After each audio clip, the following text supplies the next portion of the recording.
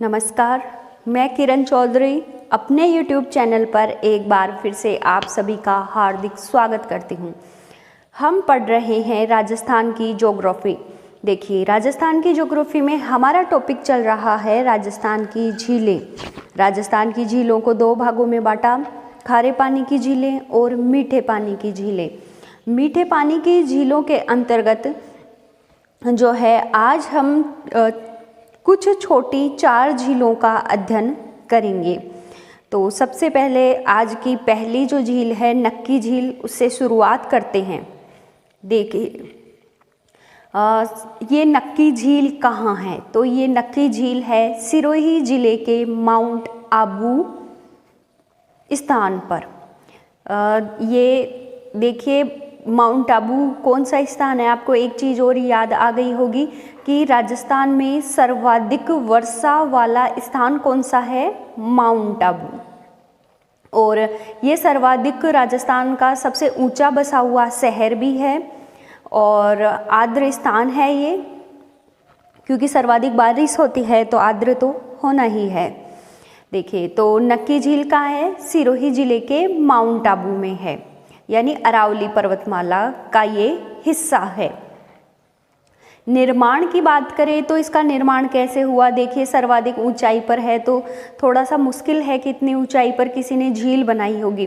तो ध्यान रख लेना कि माउंट आबू में जो झील है वो राजस्थान की सबसे ऊंची झील है और इतनी ऊंचाई पर जो है कृत्रिम झील बनाना थोड़ा मुश्किल है। ये तो ये कैसी झील है? ये प्राकृतिक झील है। तो इसका निर्माण कैसे हुआ? देखिए, ये विवर्तनिक झील है, क्रेटर झील का उदाहरण है। विवर्तनिक का मतलब क्या होता है? पहले थोड़ा सा समझ लेते हैं। समझ लेंगे इस वर्ड को तो हमें याद रह जाएगा कि ये विवर्तनिक झील है। विवर्तनिक का मतलब होता है पृथ्वी के आंतरिक भूगर्भ में जो हलचल होती है और उस हलचल के द्वारा धरातल कहीं जो है ऊपर उठ जाता है, कहीं नीचे धंस जाता है, जो कट फट जाता है।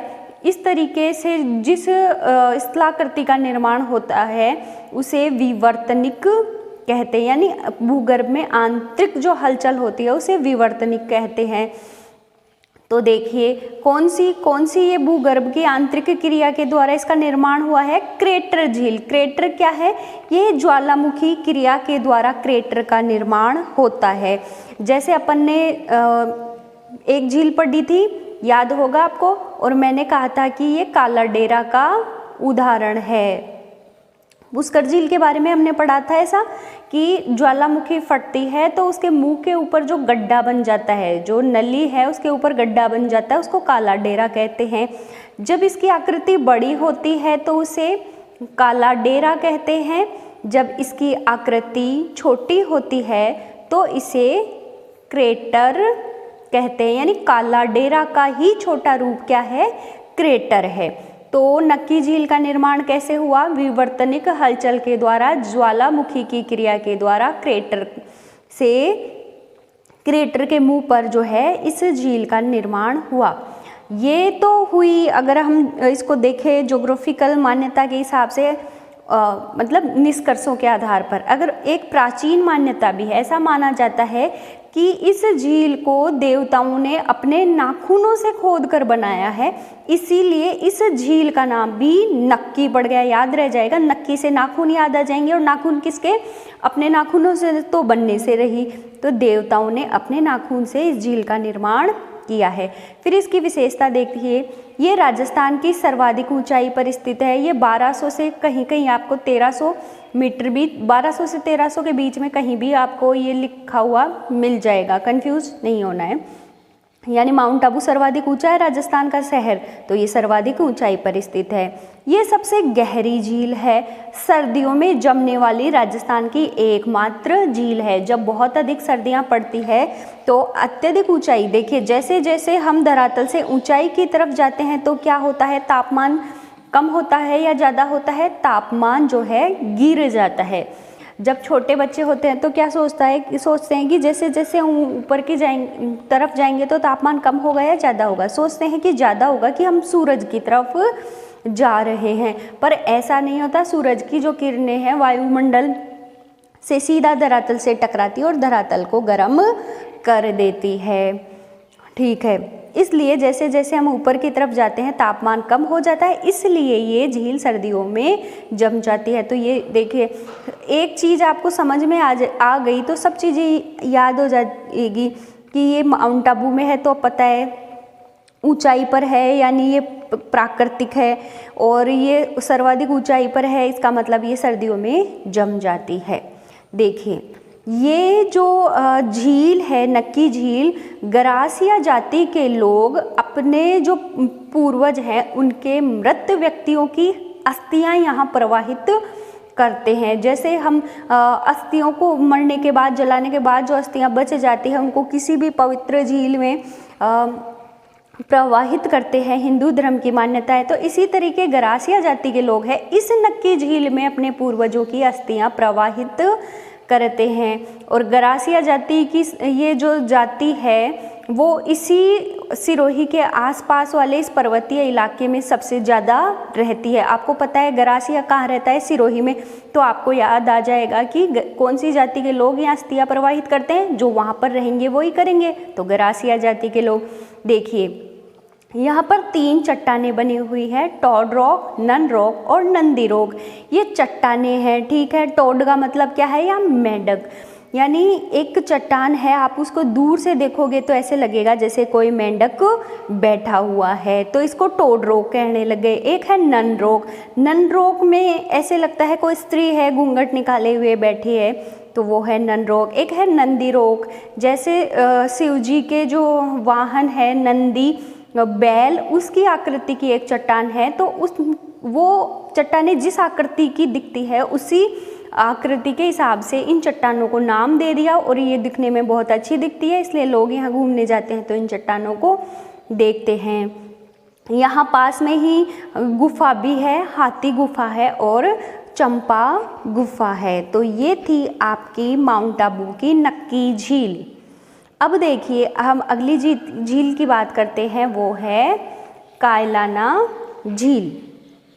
कायलाना झील राजस्थान के कौन से ज़िले में है? तो कायलाना झील राजस्थान के उदयपुर ज़िले में स्थित है। ठीक है, इसका निर्माण, ये एक प्राकृतिक झील है। कायलाना भी कैसी है? एक प्राकृतिक झील है, और ये जोधपुर की सबसे बड़ी झील है। जोधपुर में कायलाना के अलावा और भी झीलें हैं, उन सब झीलों में सबसे बड़ी कौन सी झील है? कायलाना। अन्य नाम की बात करूं तो इसका अन्य नाम है प्रताप सागर। देखिए, इसका नाम प्रताप सागर क्यों पड़ा, एक फैक्ट है वो याद कर लीजिए तो हो जाएगा। देखिए, वैसे तो ये झील कैसी है? प्राकृतिक झील है, प्रकृति द्वारा निर्मित है, लेकिन क्या हुआ कि 1872 में मारवाड़ के शासक, जो मारवाड़ के एक शासक थे जसवंत सिंह जी द्वितीय, उनके भाई हैं ये सर प्रताप, जसवंत सिंह के भाई हैं सर प्रताप। इन्होंने 1872 में इस झील की मरम्मत करवाई, जीर्णोद्वार करवाया था, इसलिए इस झील का नाम बाद में पड़ गया प्रताप सागर। तो ध्यान रख लीजिएगा, कायलाना झील का जो है जीर्णोद्वार किसने करवाया था? सर प्रताप ने, जसवंत सिंह द्वितीय के भाई ने, इसलिए इस झील का नाम पड़ गया प्रताप सागर। इसके पास में ही एक पार्क है, मचिया सफारी पार्क, ये चीज़ ध्यान रख लेना। ये देश का प्रथम मरुवानस्पतिक उद्यान है। जो मचिया सफारी पार्क है ना, ये देश का प्रथम मरु यानी मरुस्थल में ये उद्यान है। देश का पहला ऐसा उद्यान है जो मरुस्थल में वानस्पतिक उद्यान है, मचिया सफारी पार्क। वैसे भी ये इम्पोर्टेंट है, और इसलिए भी इम्पोर्टेंट है कि ये देश का पहला मरु वानस्पतिक उद्यान है, माचिया सफारी पार्क। तो माचिया सफारी पार्क कौन से ज़िले में है? उदयपुर ज़िले में। अब देखिए, इस ज़िले में इस झील में पानी कहाँ से आता है? तो इस झील में इंदिरा गांधी जो नहर है उसकी एक शाखा है, राजीव गांधी लिफ्ट नहर केनाल, उसका पानी इस झील में आता है। ध्यान रख लेना, उदयपुर की ये जो झील है, पानी कहाँ से आता है? इंदिरा गांधी नहर की शाखा है राजीव लिफ्ट कैनाल। और उदयपुर शहर को पानी की आपूर्ति भी इस झील द्वारा होती है, ये भी ध्यान रख लेना। उदयपुर शहर को पेयजल आपूर्ति। देखिए ये उदयपुर शहर की सबसे बड़ी झील है, तो उदयपुर शहर को मतलब बड़ी है तो पानी ज़्यादा है, इसलिए उदयपुर शहर को पेयजल की आपूर्ति भी ये करेगी। देखिए कुछ ही पॉइंट होते हैं हर झील से संबंधित मुख्य, उन झीलों को, उन पॉइंट्स को हम याद कर लेना तो बाकी पॉइंट्स तो उससे संबंधित मिलते जुलते ही होते हैं। वो पॉइंट याद है तो बाकी सारे पॉइंट आपको याद हो जाएंगे। ठीक है, तो ये थी उदयपुर की कायलाना झील। अब हम अगली झील की बात करते हैं। देखिए अगली झील है फतेह सागर झील। किस झील की हम बात करने जा रहे हैं? हम बात करने जा रहे हैं फतेह सागर झील की। देखिए जो फतेह सागर झील है वो कौन से ज़िले में है? ये भी उदयपुर ज़िले में है। मैंने कहा ना कि उदयपुर ज़िले में कई झीलें हैं, सबसे बड़ी तो कौन सी थी? कायलाना। एक और झील है वो है फतेह सागर झील। यहाँ पर उदयपुर में एक गांव है, उदयपुर शहर से दूर देवाली गांव, उसी गांव में, ध्यान रखना, देवाली गांव में ये झील है। इसका निर्माण किसने करवाया? तो इसका निर्माण 1678 में इसकी नींव रखी थी ड्यूक ऑफ कनाट ने। ये भी ध्यान रखना, नींव किसने रखी थी? ड्यूक ऑफ कनाट ने। फिर 1688 में महाराणा जय सिंह ने निर्माण करवाया। नींव किसके हाथों से रखवाई? ड्यूक ऑफ कनाट ने। और इसका निर्माण किसने करवाया? जय सिंह ने। फिर इसमें एक बांध था, बांध टूट गया था, बाद में इस बांध की मरम्मत करवाई 1888 में महाराणा फतेह सिंह जी ने। ठीक है, देखिए अब हम देखेंगे इसके अन्य नाम। तो देखिए इसकी नींव किसने रखी? ड्यूक ऑफ कनाट ने। तो इसको कनाट बांध भी कहते हैं। ठीक है, याद हो गया कि किस बांध का अन्य नाम कनाट बांध है। तो किसकी नींव कनाट ने रखी थी? फतेह सागर की। तो फतेह सागर का अन्य नाम हो गया कनाट बांध। कौन से गांव में है? देवाली गांव में। तो इसका अन्य नाम क्या हो गया? देवाली। इसको तालाब भी कहते हैं। देखिए ये दोनों पॉइंट याद हैं तो ये दोनों अगले नेक्स्ट पॉइंट भी आपको याद हो गए। ये कौन सी पहाड़ी पर बनी हुई है? तो यह झील मोती मगरी पहाड़ी पर है। उदयपुर में एक पहाड़ी है मोती मगरी, उसी के ऊपर झील बनी हुई है आपकी फतेह सागर झील। देखिए इस झील झील के समीप एक उद्यान है सहेलियों की बाड़ी। यानी यहाँ के जो शासक थे उनकी जो राजकुमारियाँ और उनकी जो सहेलियाँ थी वो इस क्षेत्र में घूमने के लिए आती थी, इसीलिए इस उद्यान का नाम रख दिया सहेलियों की बाड़ी। झील प्रदेश की पहली सौर वेधशाला है जिसका निर्माण 1875 में किया। इस पॉइंट को भी अच्छे से ध्यान रखना है हमें। और सहेलियों की बाड़ी, ये भी क्वेश्चन पूछा गया है पिछली किसी एग्जाम में। टापू, झील में एक टापू है। टापू की हमने बात की थी, ये जैसे पानी है पूरा और इसमें बीच में छोटा सा स्थलखंड होता है उठा हुआ, उसको क्या बोलते हैं? टापू, जिसके चारों तरफ पानी होता है। तो टापू है नेहरू आइलैंड उद्यान। इस टापू के ऊपर एक उद्यान बना हुआ है, उस उद्यान को क्या नाम दिया गया है? उस उद्यान को नाम दिया है नेहरू आइलैंड। तो फतेह सागर झील में टापू है, टापू पर उद्यान है नेहरू आइलैंड उद्यान। पेयजल आपूर्ति, ये झील भी उदयपुर शहर को पेयजल की आपूर्ति करती है। ठीक है, अब देखिए, ठीक है, फतेह सागर झील की बात की, कौन से ज़िले में? उदयपुर में। उदयपुर के देवाली गांव में। तो अन्य नाम भी इसका देवाली तालाब पड़ गया है। नींव किसने रखी थी? ड्यूक ऑफ कनाट ने। तो इसका अन्य नाम भी कनाट बांध हो गया। और महाराणा जय सिंह ने निर्माण करवाया। 1888 में महाराणा फतेह सिंह जी ने जो है इसकी मरम्मत करवाई। कौन सी पहाड़ी पर स्थित है ये? मोती मगरी पहाड़ी पर है। उद्यान कौन सा है इस झील के पास में? सहेलियों की बाड़ी। और देश की पहली सौर वेधशाला इसी झील पर स्थित है। झील में एक टापू है, टापू पर कौन सा उद्यान है? नेहरू आइलैंड उद्यान है। इसके बाद करते हैं, ये उदयपुर शहर को जलापूर्ति करती है। अब चलते हैं हम अगली झील की तरफ। अगली झील है कोलायत झील। कोलायत झील कौन से ज़िले में है? कोलायत झील बीकानेर जिले के कोलायत स्थान पर है। याद रह जाएगा, कोलायत झील कौन से में? कोलायत स्थान ही है। और कोलायत स्थान कहाँ है?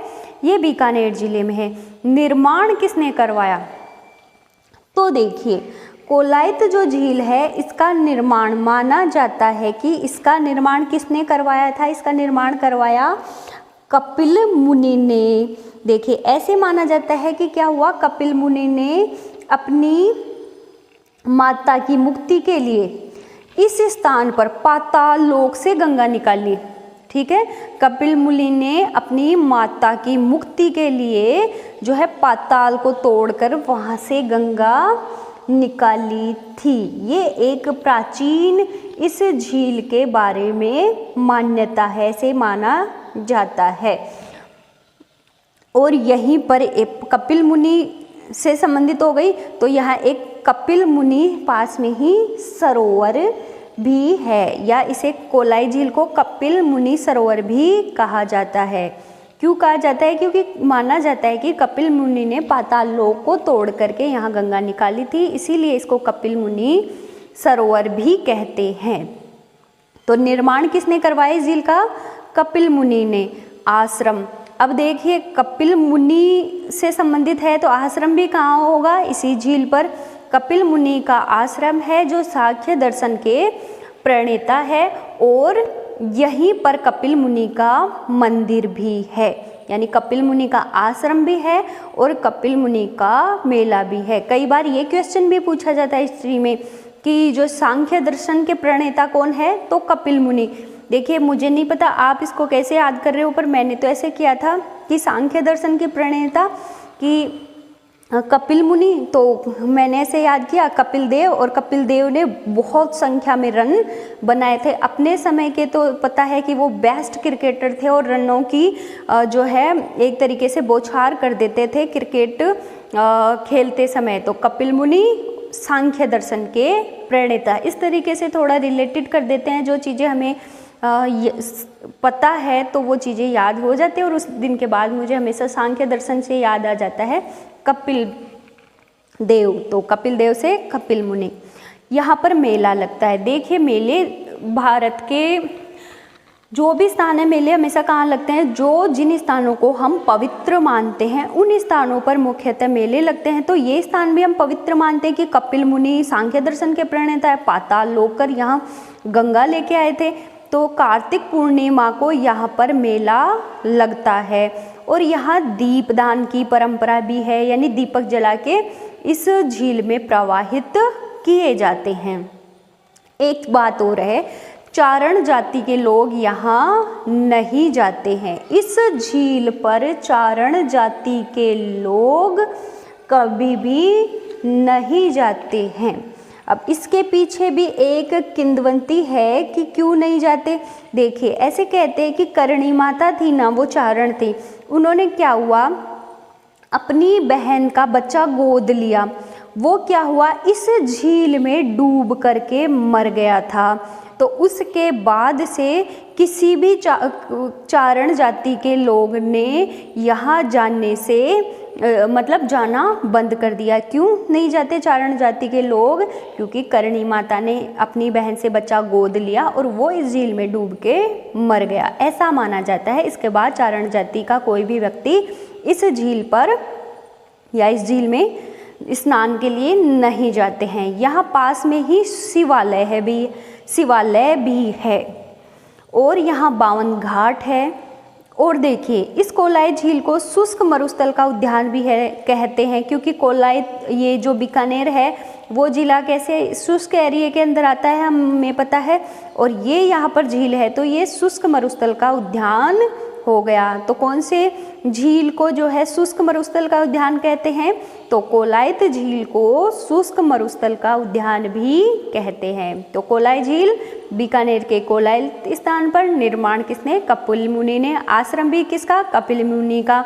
मंदिर भी किसका? कपिल मुनि का। मेला कब लगता है? कार्तिक पूर्णिमा को। और दीपदान की परंपरा प्रसिद्ध है। चारण जाति के लोग यहाँ नहीं जाते हैं और शुष्क मरुस्थल का उद्यान भी इसे कहते हैं। तो आज के वीडियो में बस इतना ही। ये राजस्थान की 4 मीठे पानी की झीलें थी जहाँ से कई बार एग्ज़ाम में क्वेश्चन पूछा जाता है।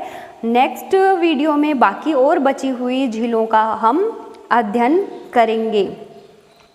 आप जो है वीडियो को लाइक, शेयर और चैनल को सब्सक्राइब करना बिल्कुल मत भूलिए। एक बार पहले जो है वीडियो को लाइक कर दीजिए, शेयर कर दीजिए और सब्सक्राइब कीजिए, और फिर एक बार फिर से दोबारा वीडियो को देखिए और साथ में नोट्स बनाते हुए चलिए। और नेक्स्ट वीडियो तक के लिए धन्यवाद।